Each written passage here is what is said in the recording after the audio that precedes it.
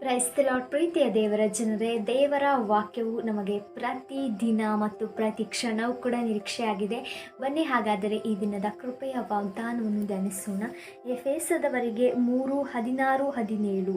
ನೀವು ದೇವರಾತ್ಮನ ಮೂಲಕ ಆಂತರ್ಯದಲ್ಲಿ ವಿಶೇಷ ಬಲ ಹೊಂದುವವರಾಗುವ ಹಾಗೆಯೂ ಕ್ರಿಸ್ತನು ನಿಮ್ಮ ನಂಬಿಕೆಯ ಮೂಲಕ ನಿಮ್ಮ ಹೃದಯಗಳಲ್ಲಿ ವಾಸ ಮಾಡುವ ಹಾಗೆಯೂ ಆತನು ತನ್ನ ಮಹಿಮಾತಿಶಯದ ಪ್ರಕಾರ ಅನುಗ್ರಹಿಸಲಿ.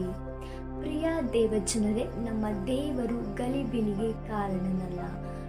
ಪ್ರಿಯರೇ, ಆತ್ಮೀಕ ಲೋಕದಲ್ಲಿ ದೇವರಾತ್ಮನು ನಮ್ಮ ಪರವಾಗಿ ಕಾರ್ಯನಡೆಸುತ್ತಾರೆ, ಹಾಗೆಯೇ ದುರಾತ್ಮನು ಕೂಡ ಕಾರ್ಯನಡೆಸುತ್ತಾನೆ. ಆದರೆ ಪ್ರಿಯರೇ, ನಾವು ದೇವರಾತ್ಮನಿಗೆ ಮಾತ್ರ ಕಿವಿಗೊಡುವವರಾಗಬೇಕು ಮತ್ತು ಆತನ ಆಲೋಚನೆಯಂತೆ ನಾವು ನಡೆಯಬೇಕು. ಪ್ರಿಯರೇ, ಯೇಸು ಕ್ರಿಸ್ತನನ್ನು ನಂಬುವವರು ಆ ದೇವರ ವಾಕ್ಯವನ್ನು ಅನುಸರಿಸಬೇಕು. ಪ್ರಿಯರೇ, ನಾವು ಯಾವುದೇ ಪರಿಸ್ಥಿತಿಯನ್ನು ನೋಡಿ ಕೂಡ ಹೆದರಬಾರದು, ಏಕೆಂದರೆ ನಮ್ಮನ್ನು ಎದುರಿಸುವ ಯಾವ ಆಯುಧವೂ ಕೂಡ ಜಯಿಸದು ಎಂಬುದಾಗಿ ದೇವರ ವಾಕ್ಯವು ಹೇಳುತ್ತದೆ. ಶತ್ರುವಿನ ಕೈಗೆ ನಮ್ಮ ಜೀವಿತವನ್ನು ಮತ್ತು ನಮ್ಮ ಕುಟುಂಬವನ್ನು ನಾವು ಒಪ್ಪಿಸಿಕೊಡದೆ ಕರ್ತನಲ್ಲಿ ನಮ್ಮ ಜೀವಿತವನ್ನು ನಡೆಸೋಣ. ನಮ್ಮನ್ನು ತಾಕುವವನು ಯೆಹೋವನ ಕಣ್ಣುಗುಡ್ಡೆಯನ್ನು ತಾಕುವವನಾಗಿದ್ದಾನೆ ಎಂಬುದಾಗಿ ದೇವರ ವಾಕ್ಯದಲ್ಲಿ ಬರೆಯಲ್ಪಟ್ಟಿದೆ. God bless you. ಆಮೇನ್.